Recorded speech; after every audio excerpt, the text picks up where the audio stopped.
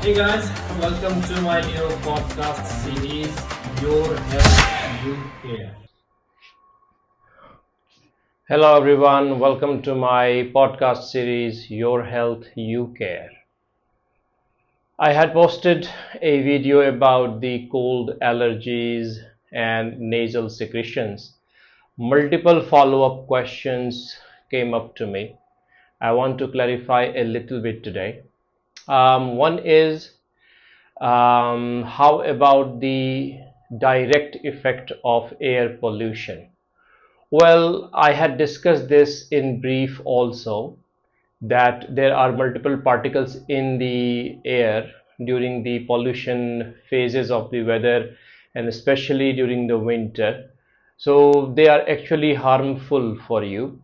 So, but you have to breathe. So just take precautions, what I have mentioned already. But the questions for today include the what kind of severity that can happen, that can be caused by the pollutants.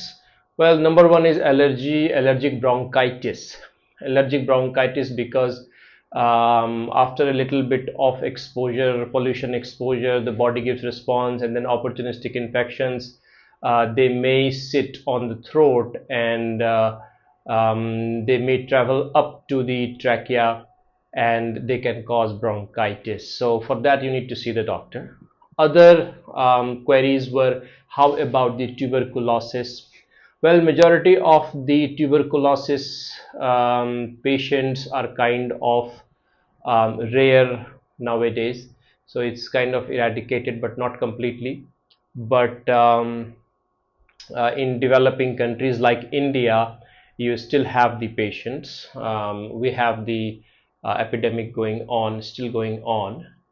So for that, there is a very simple test that you can do, the skin prick test, and then that is for the screening, and later on chest x-ray and blood tests. So you can consult your doctor for that.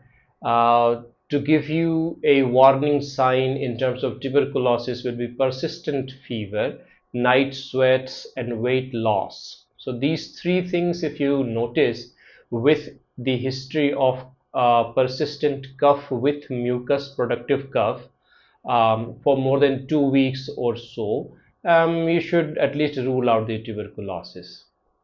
The other questions and concerns were, hey doctor, how about the mucus excretion? What is the best way to deal with the mucus? Is it the blowing your nose as compared to spit it out or swallow it? Well, that's very important question. See, our stomach has very strong acidic environment. So majority of the population would prefer to swallow it and let the acid do its job. But I strongly recommend, if you're going through rhinitis, rhinorrhea, or upper respiratory tract mucus secretions, then you should try to blow it as much as possible. Once you blow your nose, you are not allowing the mucus to go deep inside and reaching out to the lower respiratory tract directly or indirectly, because that is where you do not want these bugs to travel. So this is my opinion, that you should rather be blowing your nose as compared to swallowing it, because swallowing will bring it to throat, and that is very in the close proximity to the vocal cord and the trachea. So you should avoid swallowing, rather blow your nose. And spitting definitely is not at all recommended, because these are droplet infections, and once they reach out in the environment, that can cause trouble for the other population, other people also. So spitting is not at all recommended. And Using the napkins, tissue paper to discard your mucus, and you have to actually maintain your hygiene as much as possible when it comes to the mucus secretions and nasal Another concerns were how about some home remedies, some Indian remedies. There are some rubs which are available that you can apply on the throat, apply on the nose. Well, in that case, I do not have much to say, my friend. Whatever works for you, go for it. And if you feel like seeing a doctor, go see a doctor directly. So you can try your all your home remedies. In some cultures you have some specific soup made in hot water, and some kind of salt and pepper and other herbs that you mix for your throat. Well, go ahead. If that helps, that is great. If not, consult your doctor. Other concerns were pretty much the same, and revolving around the pollution. Well, I cannot talk much about the pollution because there isn't much we can do about it.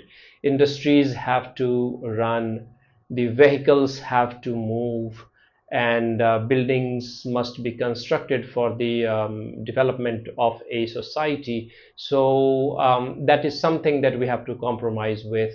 However, in some cultures and countries, they are taking measures for it. So just follow the guidelines as per the city authorities.